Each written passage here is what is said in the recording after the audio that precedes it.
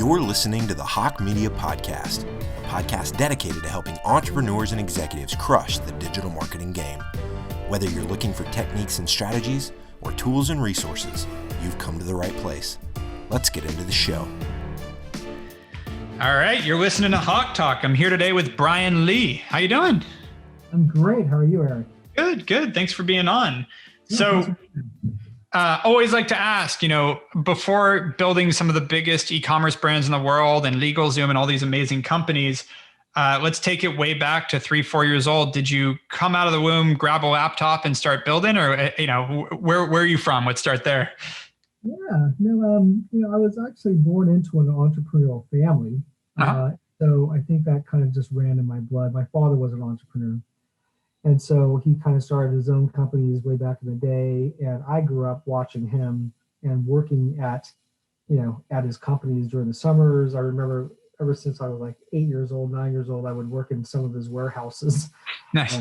Pick, pack, and shipping stuff. And so that's the life I grew up into. Oh, so you did legitimately grow up in what became kind of an e-commerce environment if you were used to pick, pack, and shipping, and that started the supply chain. Yeah. I mean, it's like, it's something that I'm not sure if it came naturally, but I guess, when you're around it for so long, it kind of, becomes part of you. And where are you from? Where were you growing up? I was born in South Korea, in Seoul, but I grew up in Orange County, California. Nice. So right down the road from where I live now. Yeah. And so growing up, did you work there because your dad needed help and he's like, I have kids, they're coming to work? Or was it more of like pushing you to be an entrepreneur? Like how was that sort of parent side of it? He called it training. Yeah, perfect. So that was his view. He called it training. I'm not sure if he needed the help, but I would definitely, work in the summers was always hard because I remember there was no air conditioning in these warehouses. Oh yeah. And then I finally started moving, like when I got older, like when I was in high school, I started working at the front office, doing more sales and some other stuff with my dad. So that's kind of what I did. Nice. Got it. And so did you do that through middle school, high school, your entire childhood? You were working with them? Yeah, so my entire childhood, until college. I stopped working in college because I was focused more on studies and getting internships over the summer and so forth.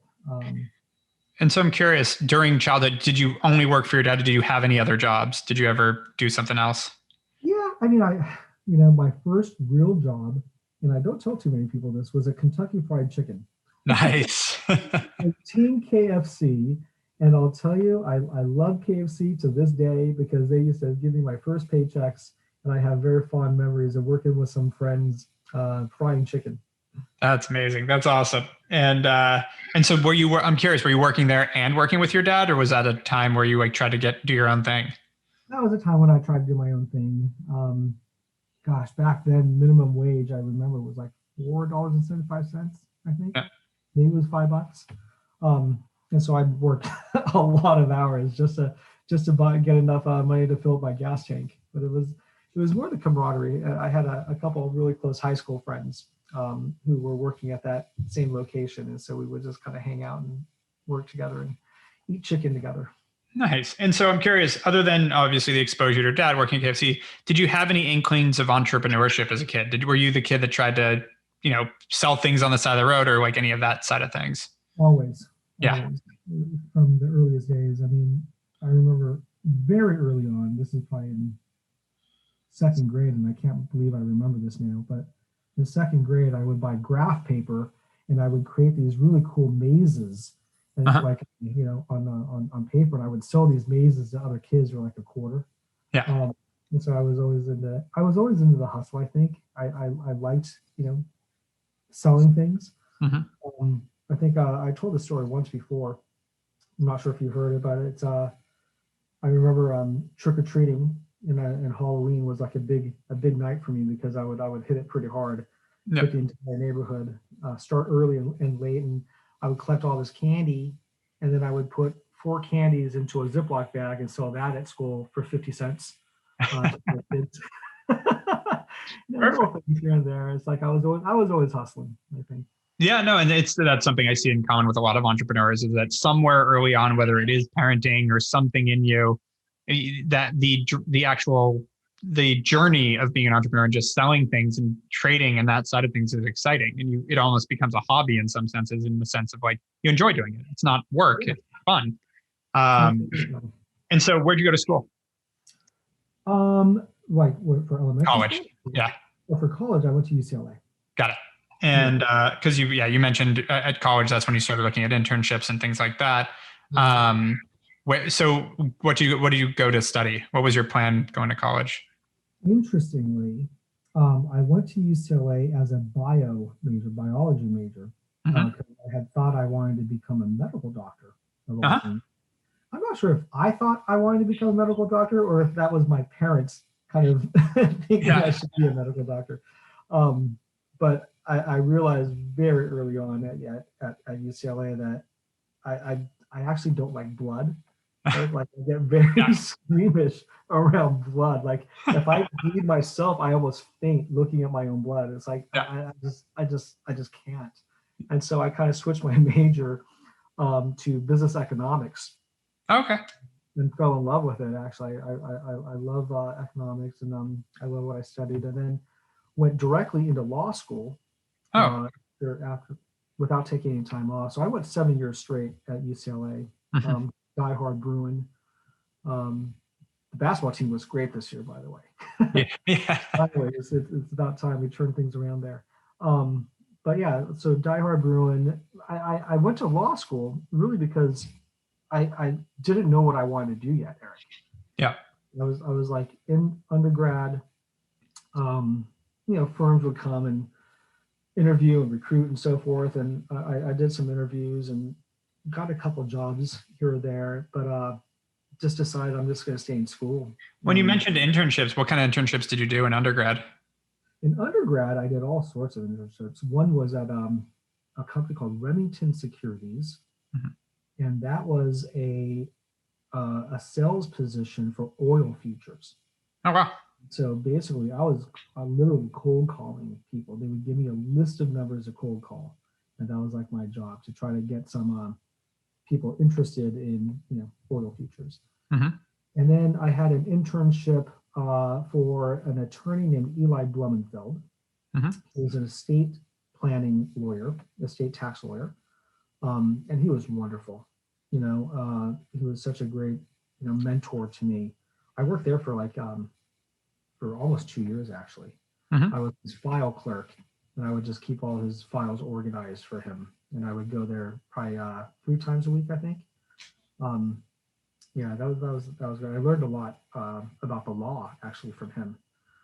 And then where else did I intern? I interned for one of my professors, economics professors once, doing some research on that end.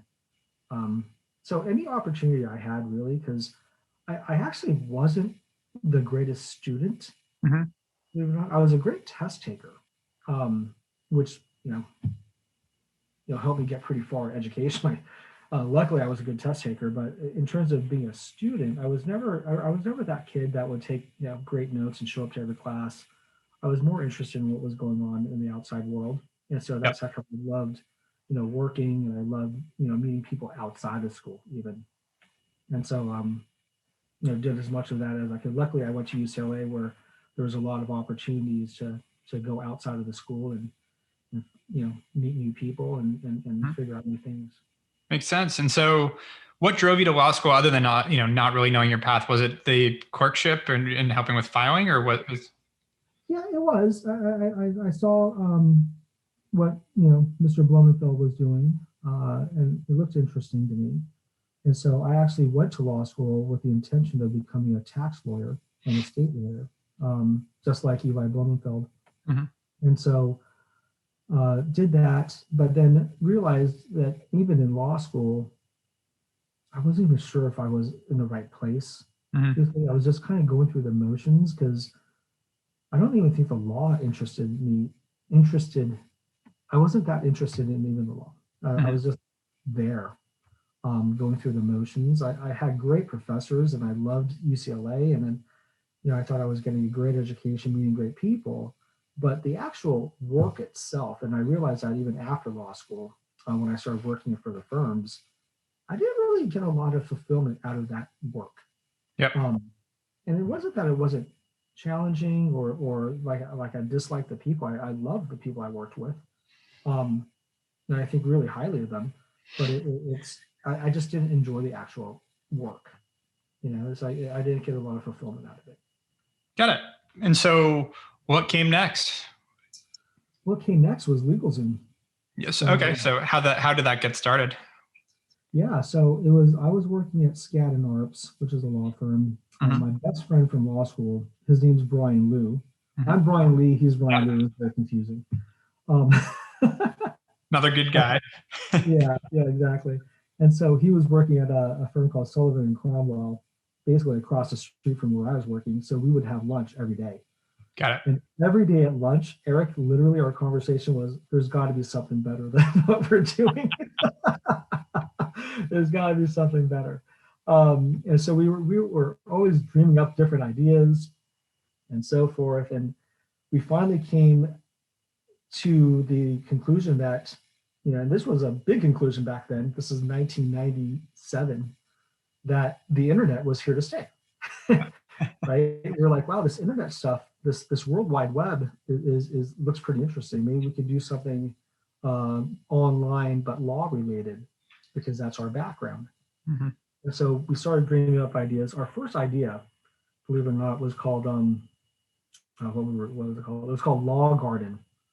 LAW Garden, and we named it Law Garden because we like the name Amazon. and we also were into a band called Soundgarden back then. Great band. Oh, okay, you remember them? Okay. No, of course.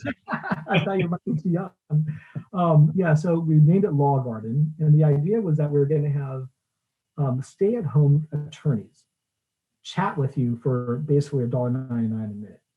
Right. And so they would just open a chat and you could just ask them anything. But what we realized very quickly was that at the end of the day, if you're giving legal advice like that, personal legal advice, you're liable. Right. And so you would need number one, you're a lawyer running a law firm, and you can't raise money from non-attorneys. That was an issue. But then also we would have to be licensed, take the bar basically in all 50 states and get approved in all 50 states. There's a lot of problems with that model at the time. And so we decided to scrap it. And then that's when we honed down our legal idea to documents online. And that was the birth of LegalZoom. Got it. And how old were you guys when you started working on this? 27. Nice. 26 or 27. And how many years of law experience? Like how far out of school were you? Probably 3 years. Nice. Yeah. Very cool. And so did it take off right away? You started putting documents online and it just blew up? No. God, no. The interesting thing about LegalZoom, it was never the sexiest company. It really, look, we did legal documents, right? Legal services online. And so it was just that company that was really, it was always profitable, but we always grew the company, call it, 15%, 20% a year profitably. And then you look back, 22 years later, it's a pretty sizable business now. Yeah. And that's how we grew LegalZoom. It was really, really difficult for us to raise outside capital because we just didn't know how. Like a lot of venture capital firms said no to us initially. And so we had to bootstrap it.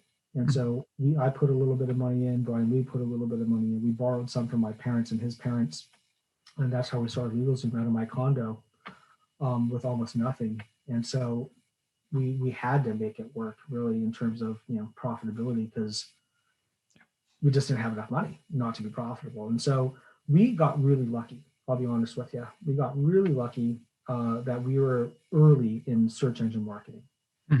So I had a buddy from UCLA who took a job at Idea Labs in Pasadena back in the day, and he started working on something called GoTo.com, GOTO.com. And it was the first paid search engine, right? And he said, Brian, it's like, I know you just started this company, LegalZoom. Why don't you stick $20 into this account and put in some keywords and let's see if it works, right? I'm like, sure, right? I'll put $20 in. So I put $20 in. We put the keyword, I think, last wills. I think we put living trust and incorporate. right? And back then they were 1 cent per click, right? For search engine. 1 cent a click. And so I remember our $20 went down to about $19.50, $19.20. And then we got an order, right? And I remember we got an order for actually a prenuptial agreement of all things. And it was pretty incredible because we had like the back end tool where we could see if we got any orders.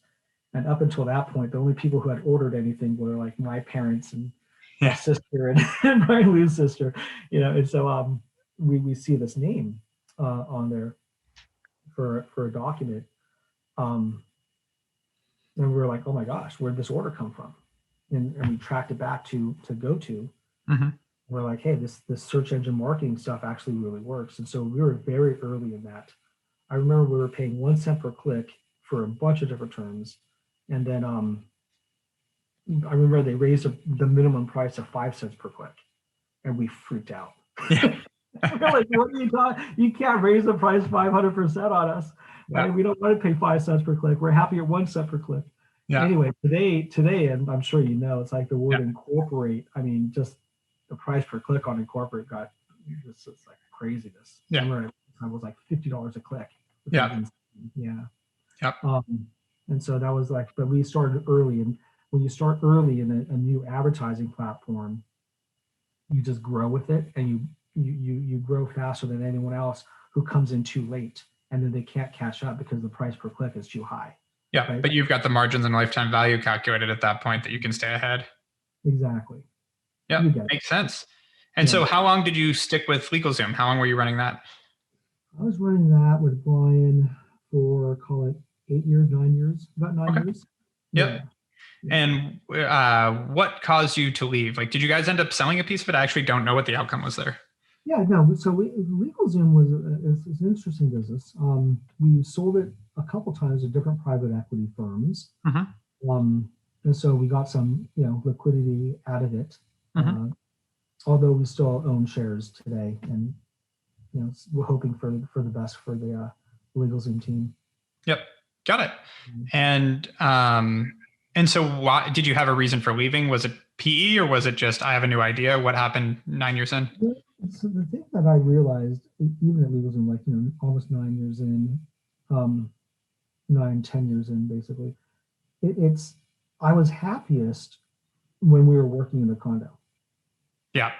Eating ramen with a very small team, and dreaming up, LegalZoom. Yeah. And I always kind of like, I'm kind of addicted to that. Mm-hmm. Right? And so that I wanted to start something new. And that's when I started ShoeDazzle with Kim Kardashian. Yeah, so I'm curious how that happened. How'd you go from law to shoes, women's shoes? I don't know either, Eric. No, it's pretty interesting. I come up with a lot of ideas. That's one. I'm sure there's a lot of listeners to your podcast here that dream up ideas all the time. I'm one of those guys. Yep. And by the way, just a side note, because I don't think I've told you this, but Chris Nella is the one that originally taught me digital marketing. Oh, really? That was working for you at the time. I was built Swag of the Month, and I got introduced to him through an ad platform we were both using. It's like, you should meet Chris. And Chris would once a month meet up with me because I lived across the street from your office at the plaza there.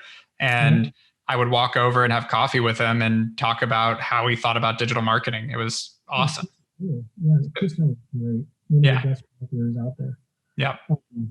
And so, where was I? So getting started. If you look at the businesses that I've started, that I've co-founded, the only explanation I have, Eric, is that they relate to the stage in my life. Mm-hmm. Right. So with LegalZoom, I was a fresh lawyer. The internet was kind of fresh, and so LegalZoom made sense, right? In that for the time, for that snapshot of my life, and then with shoes, I came up with the idea with my wife Mira. Mm-hmm. Because I actually saw her shoe buying habits. Got it. It's like it was fascinating to me that anyone could, spend that much time and energy, really go buying shoes, and she bought a lot of them. And I was like, okay, that makes sense. So ShoeDazzle then how did you connect with Kim Kardashian? Like that, obviously she ended up blowing up, but how was that? Yeah. Did that end up happening? So Kim Kardashian was very, very early in Kim's career, if you will. And she's a wonderful person, one of the hardest working, smartest people I know, truthfully. And she actually was introduced to me through Robert Shapiro, who I started LegalZoom with. So Robert Shapiro used to work with Kim Kardashian's father. That's right. He was very good friends with Rob and Kris Jenner. And so with Rob Kardashian and Kris Jenner. Right. And so basically I had met Kim at a couple of Bob's dinner parties and this and that. But when we came up with the idea for ShoeDazzle, we came up with a list of different kind of influencers that we thought would make sense for it. And my wife was the one who said, let's talk to Kim Kardashian. She's just started this new TV show called Keeping Up with the Kardashians. And it was honestly episode 3. Wow. My wife was like, season 1, episode 3 is when we first talked to Kim. So it was very, very early. Like I often tell people, there's no way we would have been able to get to Kim today with an idea like that. But back then she was open to it, and it was off to the races. And so ShoeDazzle was an interesting one because we had the website built. We had Kim Kardashian ready to do the press. We had capital. We had everything, but we had no shoes. Because I'm not from the shoe world, and neither is my wife or Kim or MJ, who was another co-founder there. But someone had told us you could just drive to City of Industry, and there's all these places that sell shoes there, and you could just go buy shoes there. And so I always thought, okay, no problem. So we actually rented a U-Haul truck and drove to City of Industry and knocked on some doors of these, shoe sellers.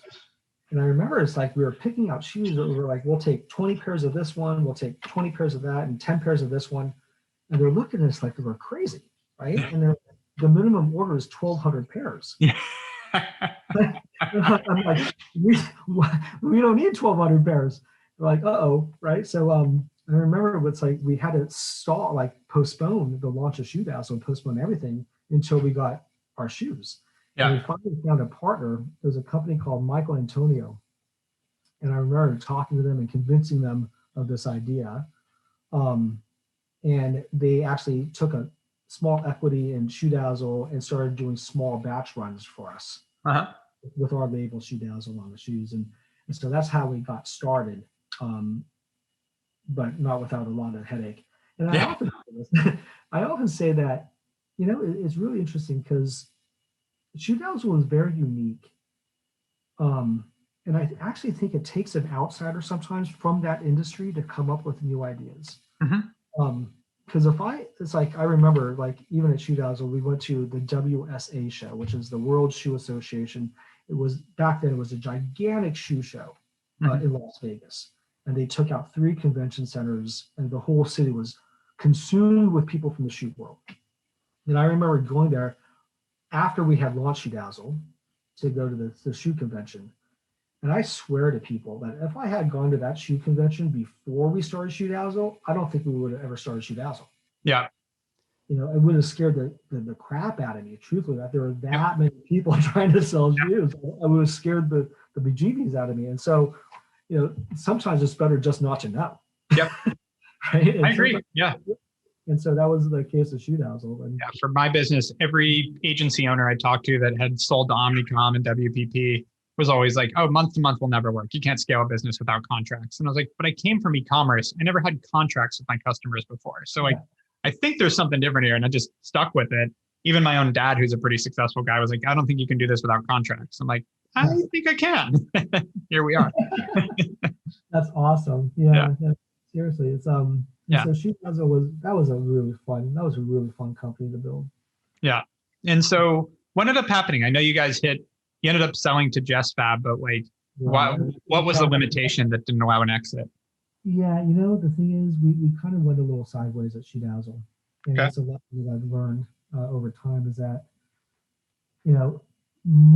taking capital is good when you need it. But basically, always have sight on profitability, always, even if you take a bunch of capital. right? You know, really, really understand your unit metrics, understand what it's going to take to flip the switch when the time is right to turn profit. And if you don't know, and if you get way ahead of your skis, the money train ends. Yeah. At some point. And in the case of ShoeDazzle, the recession kind of hit pretty quick. Got it. And money dried up very quick. And so there was not that next round to be had, and we couldn't get it to become profitable. Yeah. So we had to sell the company. And fortunately, you know, we met a great partner in textile and Just Fab, who had the same model as ShoeDazzle. And so it kind of was a good fit. And so we kind of sold it off to textile, and I heard ShoeDazzle still doing fine and doing well for them. So I'm happy with it. That's great. And so did you overlap with Honest, or what was next? Did you leave there and immediately jump into that? What happened? Yeah, so I remember for ShoeDazzle, we had brought in an outside CEO, and then I went to go start the Honest company. And then I had to be CEO of both ShoeDazzle and the Honest company for a little while. And did Jessica and Chris come to you with that? I don't remember the exact story there. Yeah, so Jessica came to me with it because I'm friends with Cash. Cash. Yeah, great guy. Yeah, he's a great guy. And so Cash is like, hey, Jessica has this idea for organic lifestyle brand focused on, you know, babies and diapers and so forth. And I said, great, I'll also sit down and talk to her about it. And so sat down, fell in love with the concept. I thought really highly of her and her passion around, you know, solving this problem. And so I actually, truthfully speaking, I actually wasn't looking to start something. I was just going to call it, you know, stick with ShoeDazzle and then and LegalZoom at the time. And you know, I was kind of thinking I was done as an entrepreneur. You're just going to invest in. Yeah, I was just going to invest and do angel investing and so forth. But fell in love with the Honest company and the idea of what it could become. And did you have kids at that point? I did. I just had our first kid. So you were saying your kind of path of entrepreneurship was very linear to your life path. So you start having kids, you start caring about children's products. That's exactly right. That's exactly right. And that's when I realized that, you know, just watching my own family's behavior when it came to products, that you want to even feed your children and surround them with, you know, my wife was, you know, deeply concerned about. And so that led us to living a more kind of organic, natural lifestyle, if you will. Like I had never shopped at Whole Foods before having kids. You know, like I was never that guy until I had kids. And so, you know, with Jessica, look, she's a dynamo. Like she's a real go-getter. And once she decides to do something, she's all in. Right. And so that was why Honest Company succeeded, is because of Jessica and her hard work and her vision with the company. I was honestly there to help guide her in terms of building the company, getting it structured, getting it organized, as well as raising capital for her and the company. And so I did that for 5 years or so, 5 or 6 years, and we found a great CEO named Nick Vlahos. And Nick is, for those who don't know Nick Vlahos, I mean, this guy is like, he's incredible. Really understands brand, you know, how to scale a product to offline retail as well as online. Like he was the perfect CEO for us. And so I stepped aside, he came in and has really ramped the business. And so couldn't be more proud for Jessica and for Nick and the entire team over there. And is Jessica still very involved, like very active? I think so. Yeah. Awesome. She lives on this company. Like, that's her. Yeah, no, and it's always cool to see, like, similar to like what you've done, where you've built these companies for a few years and then put in like more of a professionalized leadership team. Like, because I know Sean well and Christopher well and their new projects, and they seem to be really good, kind of similar to you. Like, I want to get this from sort of 0 to 2, but not go all the way to 10. Like, I want to get this up, running, everything, and then once it's you know, sort of stable, bring someone in that can scale it. That's right. That's awesome. Yeah, it's remember what I told you at the beginning of the talk, that I'm kind of addicted to that startup phase. Yeah, exactly. I love years 0 to, call it year 3, 4. So have you thought about moving back to the condo and just starting things out of there? What I actually ended up doing was starting my own incubator Yeah. called BAM Labs. And I any ideas that I have that I really want to pursue, I'll build teams around and get companies started that way. And Did Holler come out of that, or was that a separate thing? no, Holly was totally separate. Okay. Holly was totally separate. Yeah. Got it.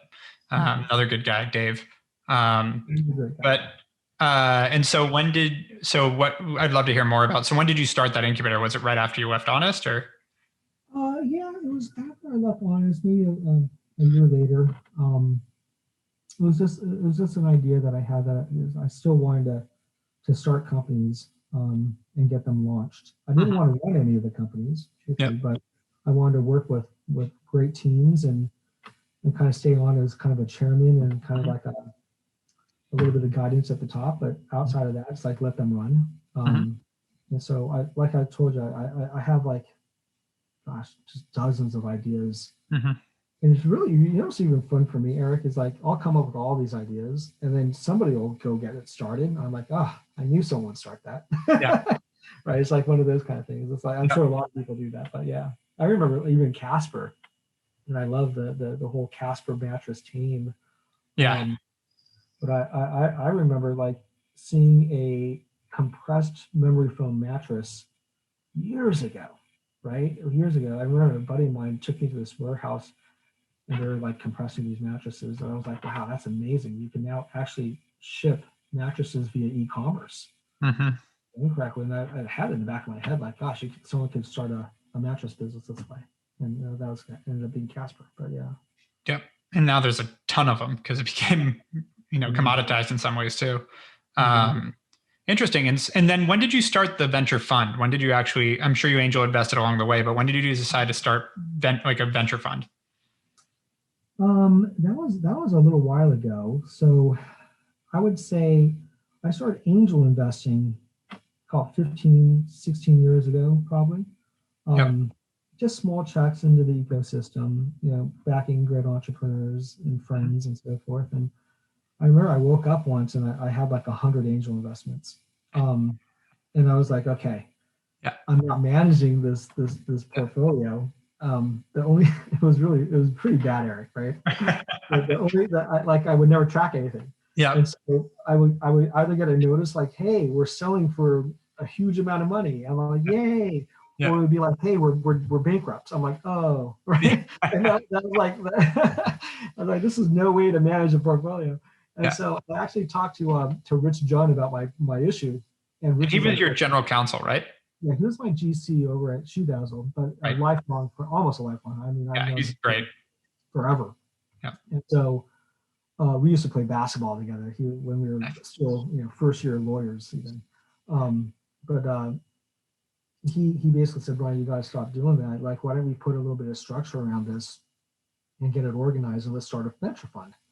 Like, that sounds great, Rich. Let's go do that. And so we started BAM Ventures, call it 5.5, 6 years ago now. 6 years ago. And it's done well. So we had BAM 1, BAM 2, and now we're working on a BAM 3. Nice. And so, I'm curious, just because I know, Honey, was that your biggest win in that? Oh, yeah. That was out of BAM Fund 1. Yeah. Yeah. And I'm curious, how has the fund financially performed to you versus LegalZoom or ShoeDazzle? Like, where has been your biggest win career-wise so far? When you say win, do you mean financially? Financially. Yeah. Oh gosh, I would say no one's ever asked me that before because I would say my biggest one is probably LegalZoom. Yeah. At least on paper. Yeah. And then Honest, and then BAM Ventures, something along those lines. Yeah. Cool. Yeah, I was curious. And so, a couple more questions for you. You've got the fund going, as you said, you're working on Fund 3. You've got your incubator. What do you think's next? Like, what's exciting to you, kind of looking down for the next 5 years? I want to continue doing BAM Ventures. I think I think it's really fun. I truly don't consider it work, meeting entrepreneurs and hearing ideas and trying to help companies that we've backed. I think it's fun. I would prefer to do that than even vacation sometimes. Yeah. Like that. I get it. Yeah, it's so I can see myself doing that for forever. But I still have ideas that I want to get launched, and so I could see Dan Labs continuing and getting some more companies launched that way. And how do you find the operators for those? Like, if you're being the chairman, how do you have a great idea? How do you go about finding someone to run it? Well, my network's pretty vast at this point. I've worked with so many great people across so many different companies, and so I have a list of folks that I could go to. But also like anyone new too. It's like so it's I could reach out to a myriad of people who know other folks that are looking to become entrepreneurs and CEOs and so forth. So like for example, like even you, Erik, is like I would reach out to you and say, Erik, do you know anyone who would be interested in XYZ? Right? Yep, makes sense. Awesome. And so last question for me is, what would be your one piece of advice? You work with tons of new entrepreneurs, tons of people pursuing their dreams. What do you think is the one driver to get someone to achieve their dreams, whatever that might be? I would say that the time is today, right? It's like if you really want to go start something, build something, do it today. Get started. Even if you have to side hustle it, start working on it, because honestly, someone else is probably already working on something somewhere. That's number one. But number two, you don't get time back. Yep. And don't be scared.